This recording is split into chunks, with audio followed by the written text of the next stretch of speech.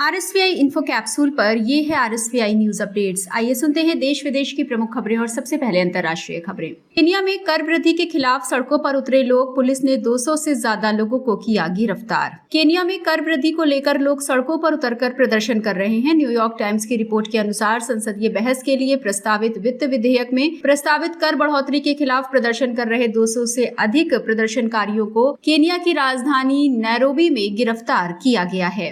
Israel और Hamas के बीच जारी जंग, नेतन्याहू ने जो बाइडेन पर लगाया हथियार आपूर्ति रोकने का आरोप। इजराइल के प्रधानमंत्री बेंजामिन नेतन्याहू का दावा है कि अमेरिका हथियार रोके हुए है।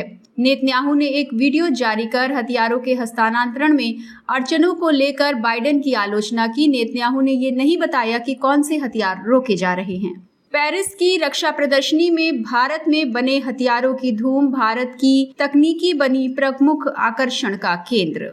फ्रांस में इन दिनों रक्षा प्रदर्शनी यूरोसैट्री 2024 का आयोजन हो रहा है। प्रदर्शनी में भारत के रक्षा क्षेत्र की निजी एवं सरकारी कंपनियां भी हिस्सा ले रही हैं। इसमें Pinaka multi barrel rocket launcher system और LCA तेजस लड़ाकू विमान जैसे भारत में बने उत्पादों को प्रदर्शित किया जा रहा है। प्रदर्शनी में भारत के पैवेलियन का उद्घाटन फ्रांस में भारत के राजदूत जावेद अशरफ ने किया। अमेरिका में भीषण गर्मी ने तोड़ा करीब 67 सालों का रिकॉर्ड, पारा 45 डिग्री पार। भारत ही नहीं, अमेरिका भी गर्मी की मार झेल रहा है। हीट वेव को देखते हुए अमेरिका ने करोड़ों लोगों के लिए स्वास्थ्य अलर्ट जारी किया है। गर्मी के मौसम के शुरुआती हफ्ते में ही शिकागो समेत कई शहरों में गर्मी के रिकॉर्ड बन रहे हैं।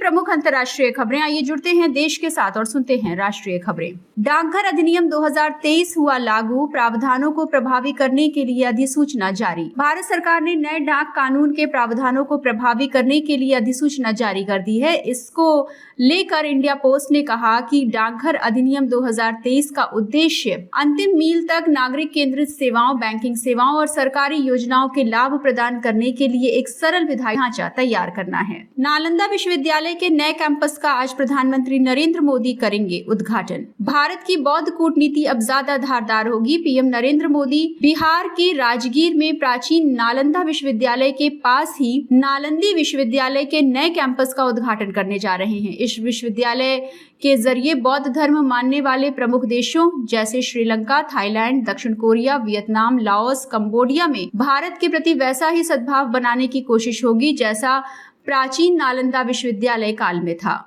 नौसेना प्रमुख ने प्रधानमंत्री नरेंद्र मोदी से की मुलाकात, कहीं भी युद्ध के लिए तैयार रहने का दिया आश्वासन। नौसेना प्रमुख एडमिरल दिनेश के त्रिपाठी ने नरेंद्र मोदी को रणनीतिक जल क्षेत्र में बल की युद्धक तैयारी और समग्र क्षमताओं की बाबत जानकारी दी। नौसेना प्रमुख ने प्रधानमंत्री से मुलाकात कर उन्हें भारतीय नौसेना की विभिन्न परिचालन और प्रशासनिक गतिविधियों के बारे में भी जानकारी दी। ये जानकारी नौसेना ने एक्स पर अपने नए पोस्ट में दी है। देश भर में 41 हवाई अड्डों और कई अस्पतालों को बम से उड़ाने की धमकी, सुरक्षा कर्मियों को किया गया अलर्ट। देश के 41 हवाई अड्डों को बम की धमकी मिलने वाले ईमेल मिले थे। सुरक्षा एजेंसियों द्वारा जांच के बाद उनमें से प्रत्येक को अफवाह घोषित किया गया।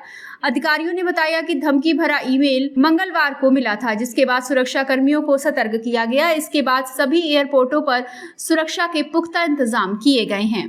CDS चौहान ने साइबर स्पेस के अभियानों के लिए जारी किया संयुक्त सिद्धांत। Chief of defence staff general Anil Chauhan ने साइबर स्पेस के अभियानों के संचालन में कमांडरों का मार्गदर्शन करने वाला संयुक्त सिद्धांत जारी किया। ये सिद्धांत एक ऐसा महत्वपूर्ण दस्तावेज है जो मौजूदा जटिल सैन्य अभियानों के इतर साइबर जगत के संचालन में कमांडरों, कर्मचारियों और पेशेवरों का मार्गदर्शन करेगा। आइए अब बढ़ते हैं खेलों की ओर और सुनते हैं खेल जगत से जुड़ी ताजा खबरें।